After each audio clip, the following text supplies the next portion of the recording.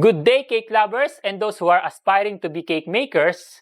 Before we could come up dun sa mga kilala at magagarbong cakes, still the best thing na dapat nating matutunan ay yung basic nito. Welcome to my channel, Bake It Yourself. So for today's vlog, I'm going to share with you my basic chiffon cake recipe or chiffon sponge. Let's get baking. The first thing that we need to do is to preheat the oven to 160 degrees centigrade. Then, prepare the pan. I'm using a 9.8 inches round pan, pero nagbabari ito depende sa klase ng cake na gagawin nyo. And even the baking time.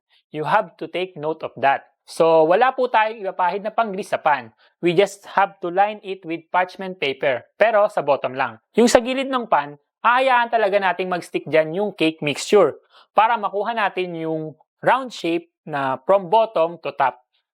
You know what I'm saying, right? Okay, so let's get mixing. Bali, may two parts ng paghahalo nito. Yung butter mixture at yung meringue. Dahil yung egg white, ipofoam natin ito.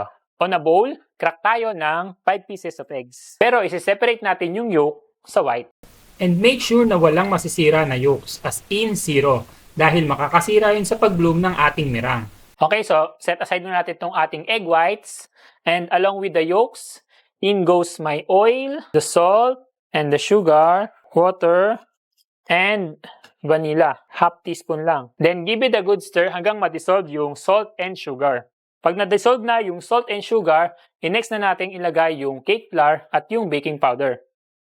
At isisip natin ito. Then mix all together hanggang maging smooth. Mapapansin mong smooth na siya pag wala ng clumps of flour na makikita. Okay, so ganyan. Okay, so dito naman tayo sa egg white. Add a half a teaspoon of cream of tartar. And then, mix na natin ito. At that point, i-blow natin ang stick at i-add natin ang sugar while it's still mixing. Then, balik natin sa iced tea. Until ma-reach natin yung steep peak o yung full bloom ng ating egg white. Okay, sa pagkakataon to ay nakagawa na tayo ng meringue.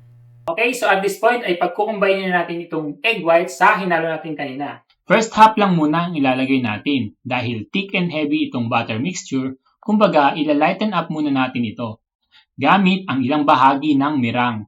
Hindi natin siya ilalagay ng isang bigayan because it will give us a hard time mixing to avoid na ma-overmix ito at ma-deflate ang ating chiffon cake.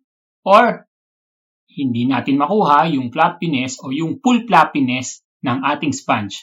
And overmixing dismantles the tiny little bubbles present in our meringue that made it foamy. At iniingatan natin ito kaya sa paghahalo, dapat gentle lang po.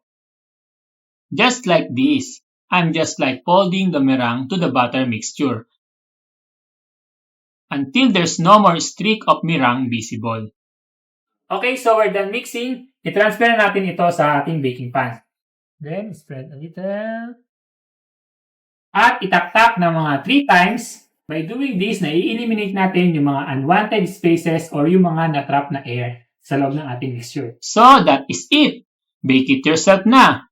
Baking time is 55 to 60 minutes. Or test it with a skewer, insert at the center and it comes out clean. Or press the top center and it springs back, then it's done baking. Right away, pagkahango from the oven, i-depan kagad natin ito para hindi mag-shrink yung gilid. Because that happens sa lahat ng chiffon. Para di matrap ang moist in between ng baking pan at ng chiffon cake na nagdudulot ng pagkabasa nito. Also to allow freely na ma-release ang steam in all sides. Kaya rin natin ito ginagamitan ng cooling rack. Kaya kung meron kayong na-encounter na bumagsak o nag-deflate na chiffon cake, bukod sa underbake ito, possible na di rin ito right away na i-cool down properly. Kaya natin ito ginagawa. And that is it. Meron na tayong chiffon cake. I hope na nakapagbahagi po kami sa inyo ng mapapakinabangang recipe. And if you find it helpful and informative as well, para sa mga gustong matuto, please share this video to your friends and help us reach them. And if you want to support the show, please don't forget to like, share, and subscribe. At pakiclick na rin yung bell button para updated ka sa mga baking tutorials ko. So, see you next time for the next Bake It Yourself adventure. Thank you for watching.